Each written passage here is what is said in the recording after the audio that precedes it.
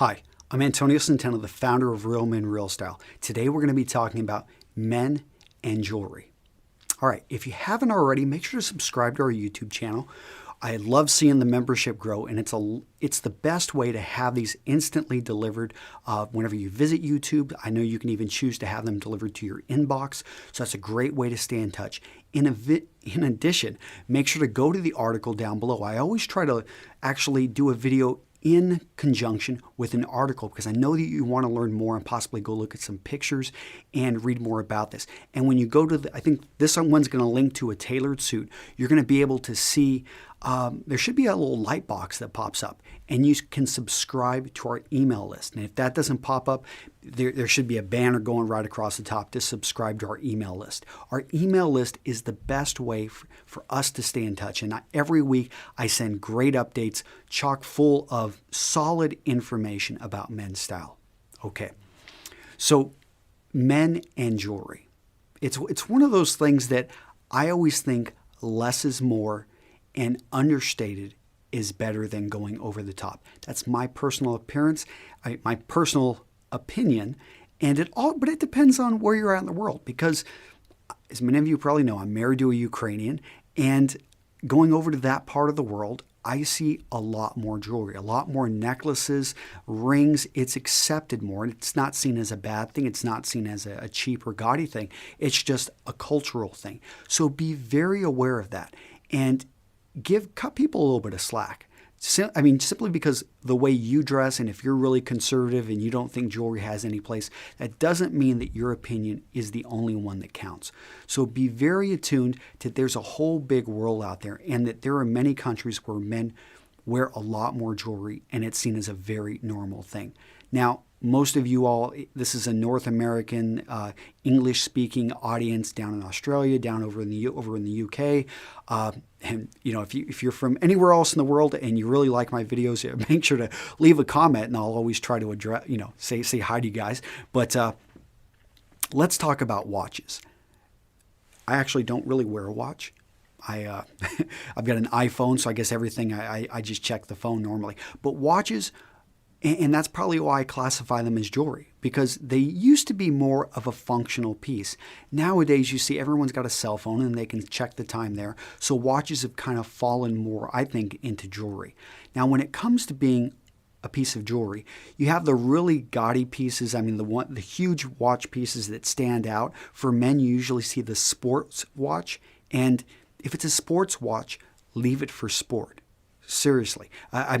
Yes, that's really cool that you can dive 100 meters and it's going to be able to withstand the pressure, but you don't want to be wearing that with a suit. So if it's big and gaudy, in addition, if it's a big gold, even if it's a Rolex, but big and gold or silver and gaudy, you don't need to be sporting that. That is something that I think it makes it a bit more casual when it's really a large piece.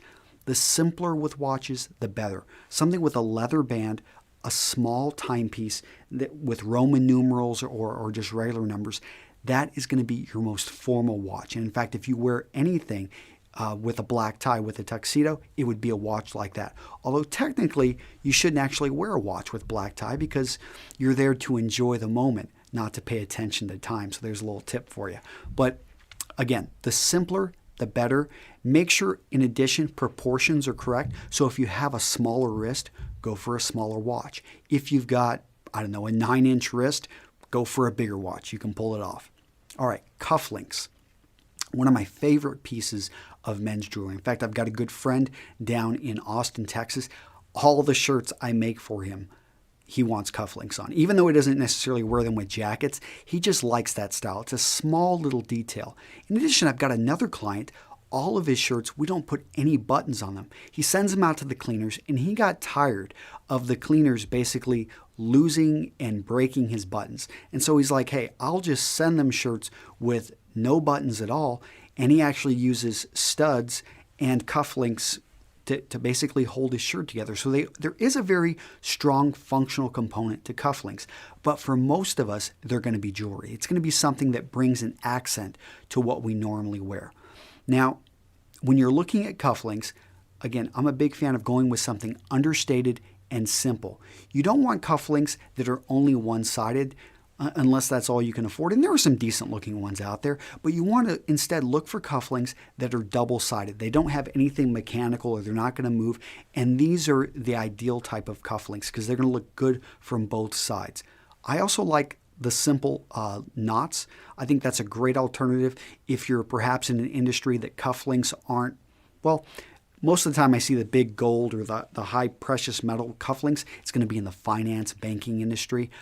Some lawyers wear them as well. But perhaps you want to have a more understated, a more approachable type of cufflink, then look at a simple knot. And this is just, made from fabric, and these work really well. But whenever you get these knots, pay attention. Make sure that it actually fits into your cufflinks. I've had it so that, you actually have to have sometimes a little bit bigger of a hole. Although, if you end up getting these and you want to wear them with your shirts, you could actually, you can always make that hole smaller or larger. Just take it to a seamstress or learn how to sew a little bit yourself. It's a very easy fix. All right, necktie accessories. Now, there's 3 major types of necktie accessories. Overall, necktie accessories are pretty rare. I've actually got a link over here at Real Men Real Style to Men's Metals. He sells some great necktie accessories. My favorite one is going to be the tie clip. I like this, and the reason you want to wear a tie clip, I think it's as much of a functional piece as it is a jewelry piece. And perhaps you're going to be eating, and you don't want your tie literally to fall into your soup. That's where a tie clip works perfectly.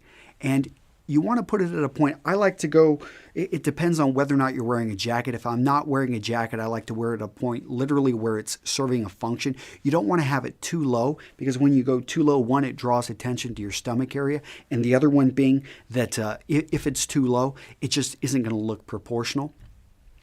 Now, the tie chain functions very similar to the tie clip, except it attaches to one of your buttons, and it actually puts a chain around. That's pretty rare. I don't see them very often. I think they're perfectly fine. Now, the tie pin.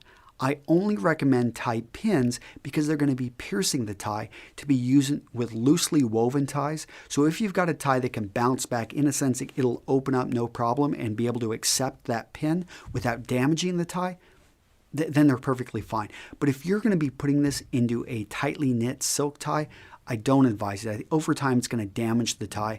I'm not a big fan of, especially if you're spending $100 on a necktie, you don't want to be damaging it with a tie pin. Rings. Okay. Wedding rings, always appropriate. You see, I wear mine.